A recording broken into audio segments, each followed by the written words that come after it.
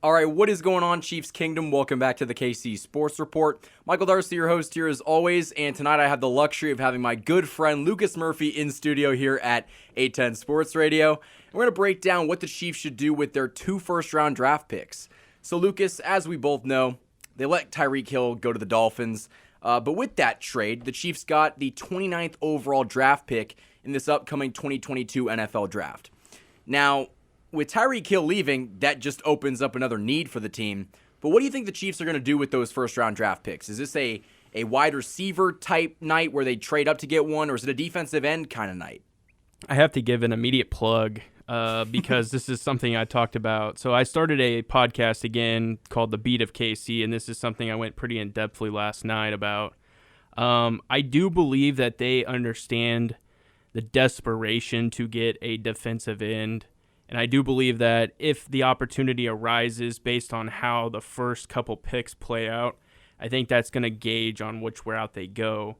And I think that's going to determine if they decide, hey, we need to move up and potentially get a guy. What I talked about last night is, and we'll get into the DNs obviously, but I think that's the only way they move up is if it's for a true D-end or Jamison Williams is in a very reasonable range to go up and get him. So I'm going to go ahead and say that they do make a move to go up. And I think it's going to be based on, like I said, what is going to happen at the top. I know you're going to want to dive into some of these receivers, and I mentioned one. I think truly that's the only move that you would make is for Jamison Williams. Yeah, I think Jamison Williams is going to give the Chiefs like the best chance of kind of getting that Tyreek Hill production year one. But even then, he's coming off of an ACL injury, and I'm seeing that he's going to go a lot sooner than expected. So if they're going to want to get him, they're going to have to trade up. Yeah. And you got an extra first-round draft pick, but at the same time, you've got to fill a need at defensive end. And I think that the Chiefs are in a difficult position because you can make the argument they have the receivers. They got Juju Smith-Schuster. They signed, it's Marquez, not Kez. It's Marquez Valdez-Scantling. Okay. And they also have Mecole Hardman in a contract year. So they have some receivers for Mahomes to work with, but you obviously would like another one, a number one guy. Yeah. But defensive end is kind of the biggest need on the team right now, so I can't see them necessarily going all out to get that wide receiver in round one when they really need an edge rusher. And I don't think you can get that elite pass rusher with the 29th or 30th overall draft pick. They're going to need to go up in the early 10 to 15 range to get that guy. I think personally, though, once you get past, we'll say Aiden Hutchinson, Thibodeaux, and maybe a few others, I really think the field is basically the exact same at that point. So that's kind of why I'm emphasizing the fact that I think if you get past those first couple picks, which I do believe they're going to fall in a very similar order, I think the lowest maybe one of these guys has been projected to fall is 7 to the Giants.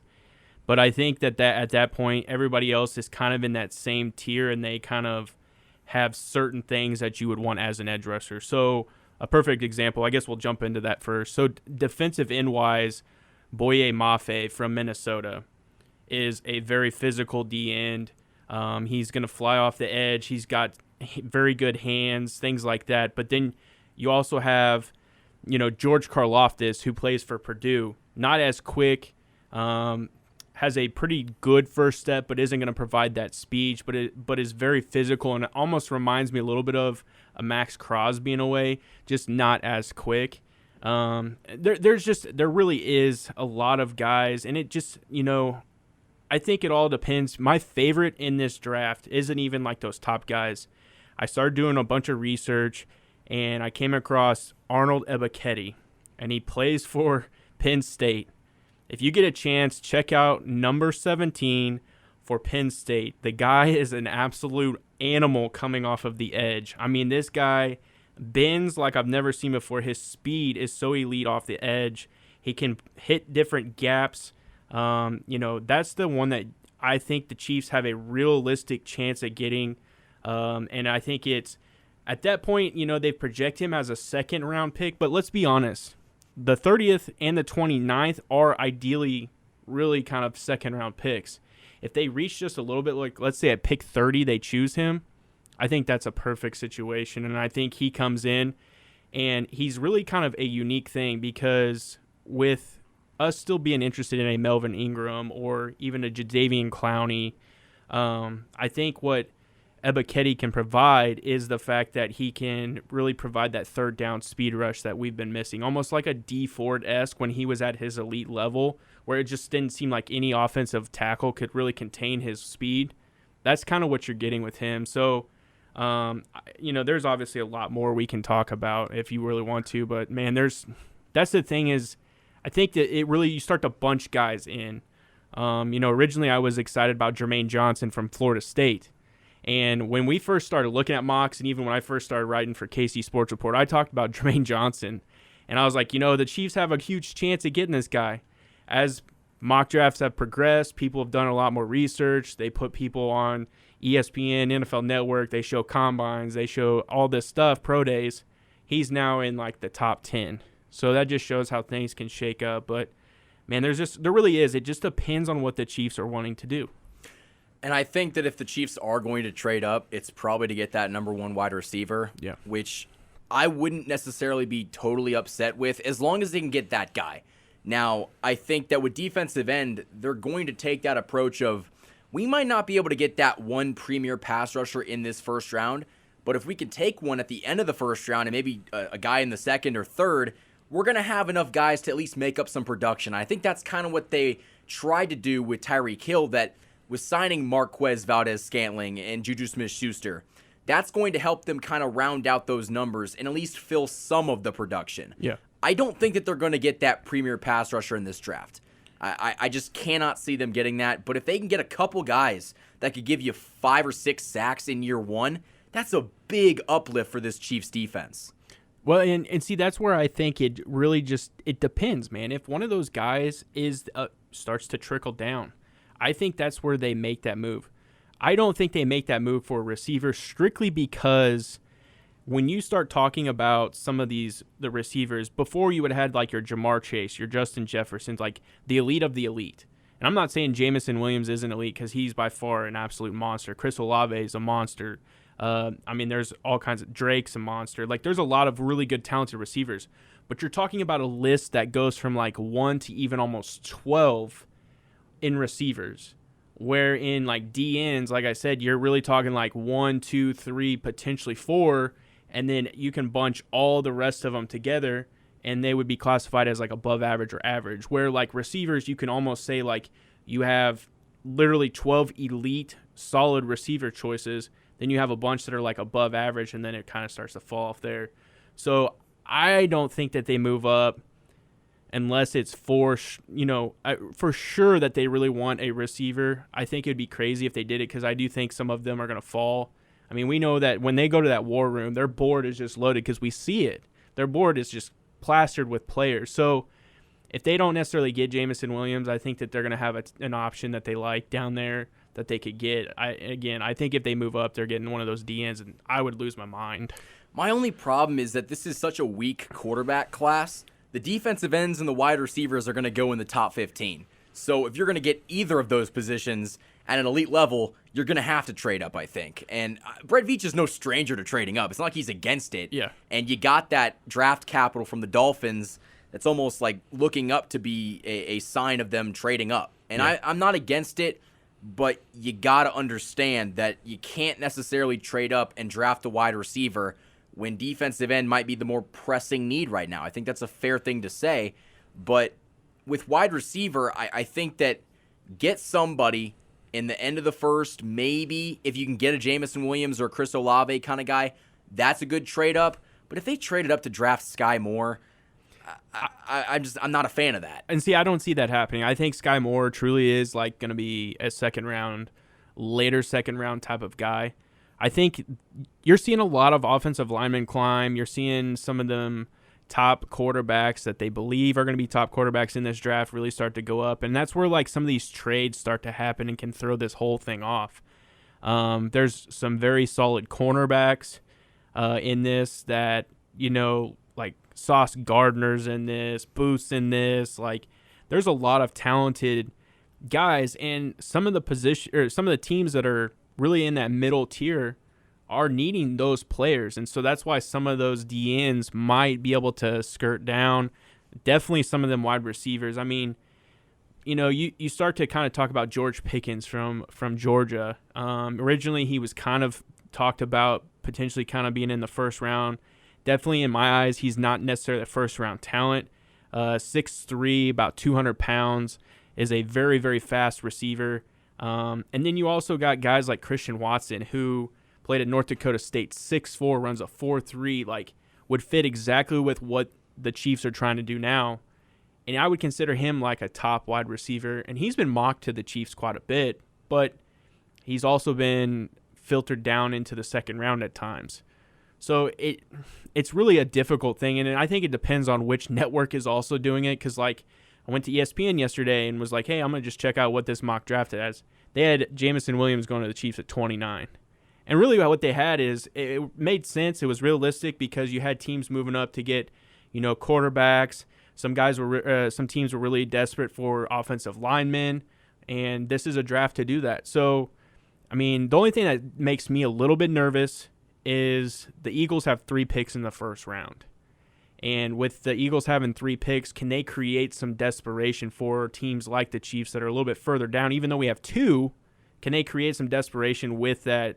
Maybe they draft a Jamison Williams. Because they need another wide receiver. Yeah, and then maybe they do something else. Maybe they take a D end, and it just kind of like really starts to put the Chiefs in a panic mode where they feel like they have to move up possibly. So, or that could also be an opportunity for the Chiefs to move into that area and trade with the Eagles, and maybe we'll see. I mean, it's interesting. It really is, and I think this is obviously a really fun time. The draft is less than a month away, and so all of these pieces are going to start to get put together towards draft season. And right now, I think the Chiefs are in a good position, but in years prior, we've kind of talked about how, it'd be really nice to get a productive day one player with this pick. Mm-hmm. You need that now. The time of just taking a guy that you think could be a great project like a Josh Kando, you can't do that anymore. You need production day one from these guys, and I think that Veach can do that. He just needs to understand that we need day one producers and not projects that could be very good players in the future. Yeah. It's funny you say that too, and we're talking wide receiver. I've seen on Twitter multiple times today that Cornell Powell is working out every day with Patrick Mahomes. And today the tweet was, Patrick's doing his running drills where he's got a flag, kind of like flag football, and Cornell Powell's chasing him down trying to get his flag. And then later on, they show a tweet that, Patrick's throwing to Josh Gordon, to Cornell Powell, to Darius Fountain, and a few other wide receivers. Like, they're working hand in hand, and, like, they're getting routes figured out. Where's Mecole Hardman? I mean, that just... He has declined to train with the Chiefs for the longest time, like with Patrick Mahomes. And I don't understand that because this is a guy that, I don't know, has wanted a bigger role in this offense, and he wonders why he doesn't get it. Yeah. Maybe it's because you don't train with Pat, buddy. Yeah, and I mean, I get that these are guys trying to make the team when we know Mecole's on the roster, at least as of right now. But it just, to me, it seems like it just is strange. And I know we're talking draft, but I just thought it was crazy that, we're talking wide receivers, but maybe Cornell Powell comes around. I mean, he was drafted last year. He's been on the practice squad the entire time, so he's taking those reps. Now he's working out with Patrick Mahomes. He's getting faster. He's understanding, how to get stronger by learning from Josh Gordon. Maybe Cornell Powell comes out and actually surprises and makes this roster and actually is productive.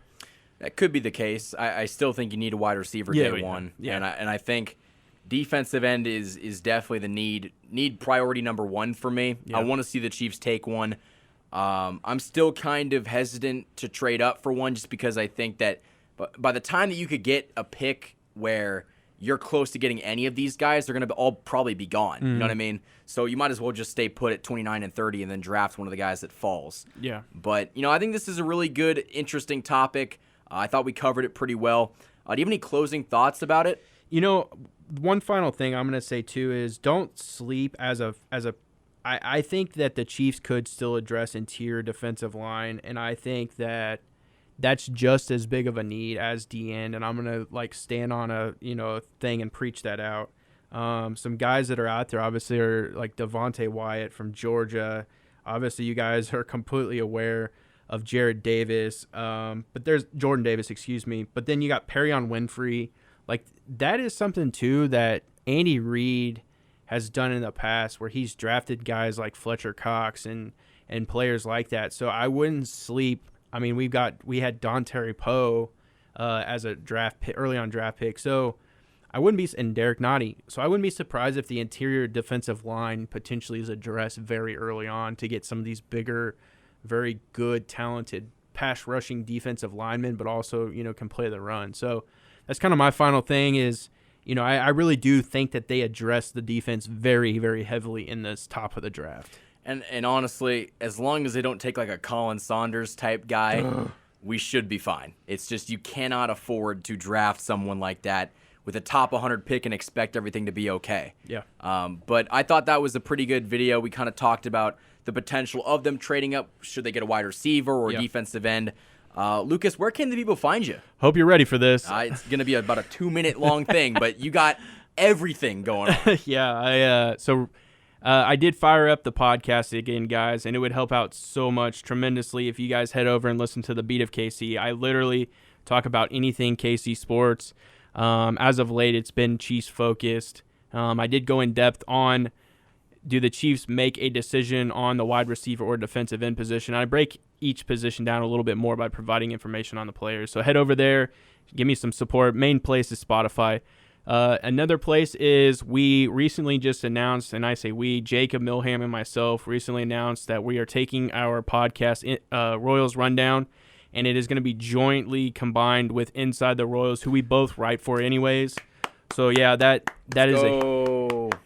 a huge thing for sure. So also check out the writing. I've been covering the Royals like a hawk. I'm addicted to kind of the future of the Royals over at Inside the Royals as well. And the final place is going to be kcsportsreport.com. Guys, head over to kcsportsreport.com. Check out all the good content that's coming out over there. I can't thank Michael enough for giving me the opportunity to be able to write over there. And we got mock drafts. We got, holy smokes, man, I've been breaking down individual players for the draft. We've been talking about trades. We've been talking about you name it, and it's over there. So head over there. And you can also get all the KC Sports Report videos over there as well. So that's where you can find me. Absolutely, guys. And the website is blowing up. Yeah. And you guys are a big reason why it's blowing up, obviously. So go over there, subscribe to the website. It's just putting your email in for all the updates on the newsletters. And as for me, you can follow me on Twitter. That is at KC Sports Report. Instagram is KC_Sports Report. Until next time, guys, thanks for watching, and go Chiefs.